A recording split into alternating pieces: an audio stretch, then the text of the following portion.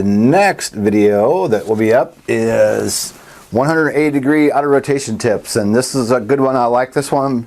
Short, it's not a real long video, but as a brand new CFI years ago, I almost had a guy kill me in an R22, and so I hired another instructor to come in who had a lot of experience, like 4,000 hours in Robinsons. We went back, started from scratch, and did some ground, went out, did quick stops, straight ins, 90s, 180s, and then we broke it up into two 90-degree turns. So it's a good method to use if you're struggling with the 180. Some people do a nice swooping turn and have no problem.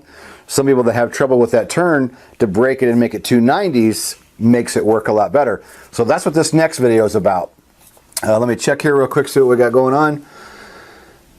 Well, tell you what, I'll read through these. I'll take a little break. As those video rolls, I'll read those and we'll catch up comments when I come back. So enjoy 180 auto rotation tips.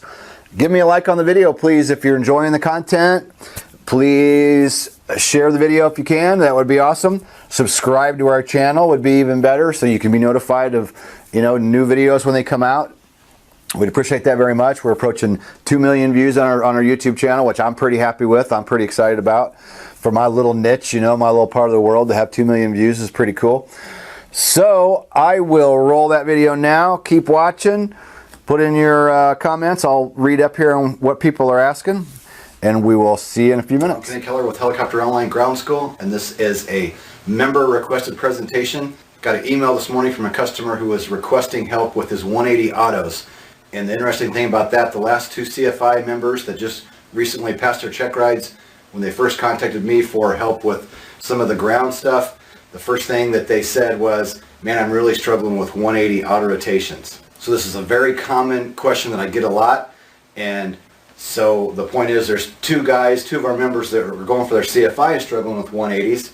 So don't feel bad if we're going for your private or your commercial and you're struggling with 180s. A lot of people have trouble with the 180 auto. The key to any maneuver is a good setup. If you set up a maneuver sloppy, it's probably going to be sloppy.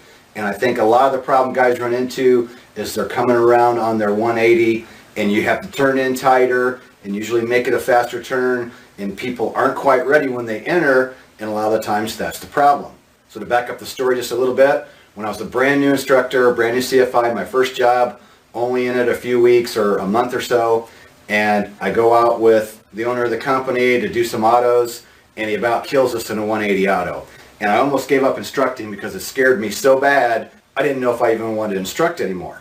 So what I did after talking to the examiner, and he kind of laughs at me and says, hey, now you've had your first scare, you survived it, the aircraft's okay, everybody's all right. Now you know, anytime you're in the aircraft, you never trust that the guy beside you knows any more than what you do. And at his suggestion, I hired the older guy to come in, the 4,000-hour R22 pilot, to go out with me and do some auto rotations just to get me freshened back up, because I got my CFI. A couple months goes by before I get my first job, and then I start with a brand new student off the street. So it was a while before I started doing 180s, and I really feel like I needed some extra help just brushing up on the auto rotations. So I hired this instructor to come in and help me a little bit, pay out of my pocket for the aircraft and for his time.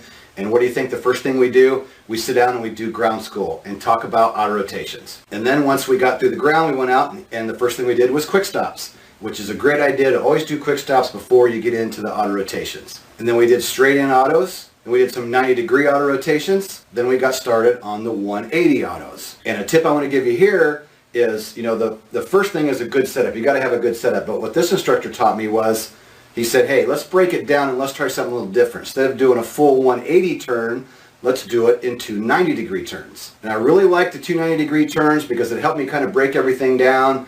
It then later made it easier to turn into the full 180 turn.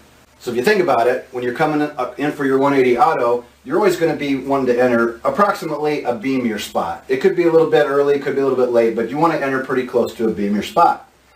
And when you're trying to make that full 180 turn all the way and just make that turn and come out and get your spot just right, that can be kind of hard in the beginning. So this instructor takes me out and he says, let's just do it in two 90s. And like I said, we started out with straight ins, then we did 90s first, perfected the 90-degree turn, and then he goes, now let's turn it into two 90-degree turns. So the cool thing is, if you have the time, you can enter up 180 auto, make your right hand turn and turn 90 degrees. So you're doing the right hand, you can do the left hand as well. And make your right hand turn, level back out for just a second, And if you think you need to make the next turn right away, you can make the next 90 and turn right in. Or sometimes it'll work out, you make that 90-degree turn, you'll level out, and you can go, you know what, you can kind of gauge it and go, you know what, I can wait just a second or two, now turn to make my 90-degree turn. So that really helped me out as a new instructor, just breaking it down and going out. Number one, we did the ground school, went out, did straight ins, or quick stops first, then straight ins, then did some 90s, got comfortable with the 90s, and then turned it into 90-degree turns. Just kind of a tip, something that you can use. It's not absolutely necessary. Just giving this as a tip. It's something that helped me out a lot. And along the way, I've helped a lot of other people by doing the 2 90-degree turn technique for the 180 auto.